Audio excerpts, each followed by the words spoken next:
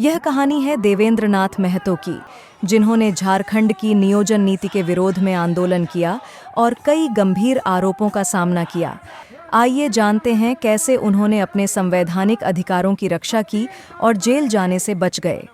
झारखंड की नियोजन नीति के विरोध में उठे देवेंद्र नाथ महतो के आंदोलन ने पूरे राज्य में एक नई ऊर्जा भर दी।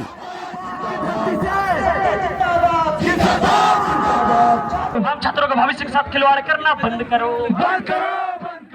इस आंदोलन ने राज्य की राजनीति में हलचल मचा दी। आप लोग ये बताइए कि आप 60-40 के समर्थक हैं कि 1932 के समर्थक हैं? लेकिन मुंह में राम बगल में छुरी। कोर्ट कौन क्यों जाते हैं आप लोग? कोर्ट कचहरी क्यों करते हैं आप लोग? आप कहाँ के आगे?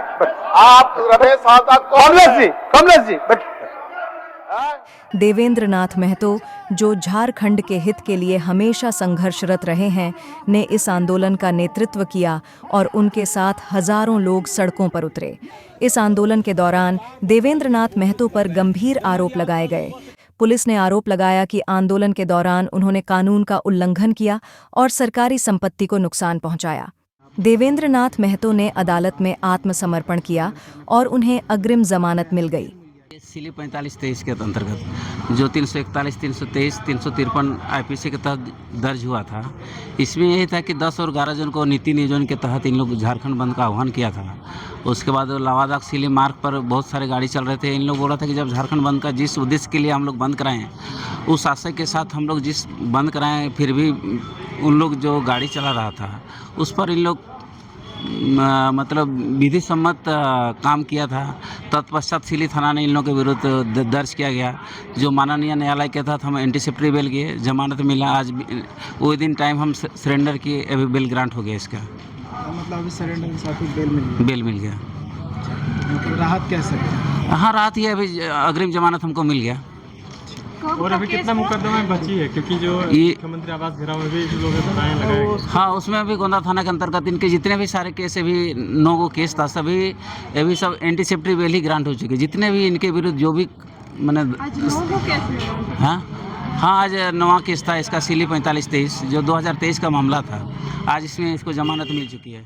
अदालत ने उनके पक्ष में फैसला सुनाया और उन्हें राहत दी। इस आंदोलन ने पूरे राज्य में जागरूकता फैलाई। झारखंड के 24 जिलों में बंदी का आह्वान किया गया और लोगों ने इसका भरपूर समर्थन किया। यह आंदोलन ऐतिहासिक रहा और इसे झारखंड के इतिहास में लंबे समय तक याद रखा जाएगा।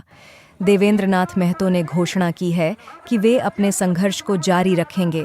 उन्होंने सरकार से उच्च स्तरीय जांच की मांग की है और कहा है कि जो पुलिस अधिकारी झूठे आरोप लगा रहे हैं, उनके खिलाफ कानूनी कार्रवाई की जाएगी।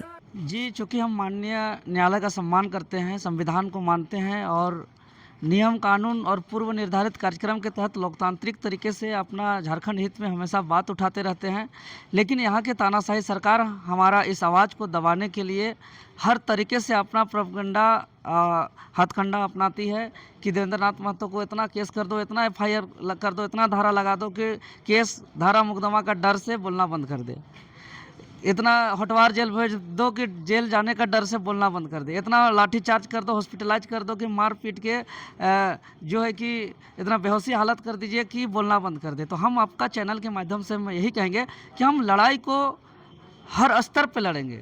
हम लोकतांत्रिक तरीके से, संवैधानिक तरीके से अपना मांगों को लेकर के डट के हम लड़ेंगे झारखंडी हित के लिए। और आज जो मुझे बेल मिला, झारखंड बनने के बाद 24 साल के इतिहास में पहली बार लगातार 2 दिन झारखंड बंद का हम लोग जो आह्वान किए थे 10 और 11 जून 2023, जो झारखंड में बिना नियोजन नीति के वजह से जो हमारा झारखंडी आदिवासी मूलवासी, यहाँ के गरीब किसान मजदूर के बेटा बेटी जो छात्र हैं, जो लगातार लाइब्रेरी में पढ़ रहे हैं दिन रात, जो लगातार लंबे समय से तैयारी कर रहे हैं, कोचिंग ज्वाइन कर रहे हैं, एक प्री नर्सरी से लेकर के पूरा PG ग्रेजुएशन तक BEd बीएड इंजीनियरिंग मेडिकल तक पढ़ते हैं, लेकिन उसको नौकरी के लिए एक नियोजन नीति नहीं है 24 साल में। और इस नीति की मांग को लेकर के हम लोग लगातार चरणबद्ध आंदोलन जो हम लोग जारी कर रहे थे, और इसी मांग को लेकर के हम लोग इतिहास में पहली बार लगातार 2 दिन बंदी कराए थे, और ऐतिहासिक सफल भी हुआ था। पूरा 5 प्रमंडल 2400 जिला पूरा बंदी था।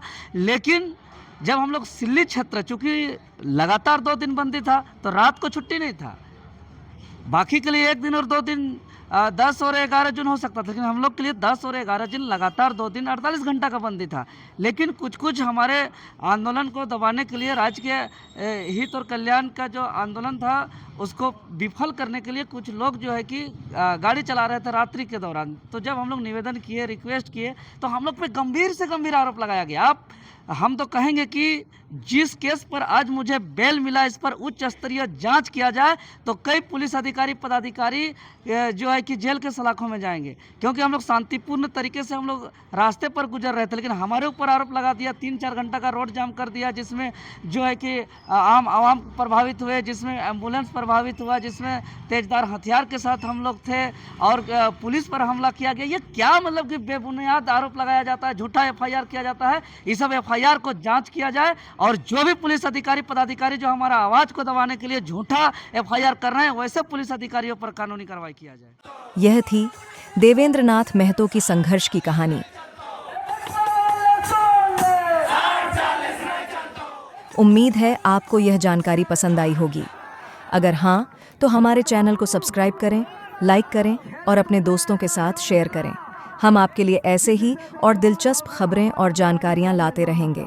धन्यवाद। हेमंत बाबू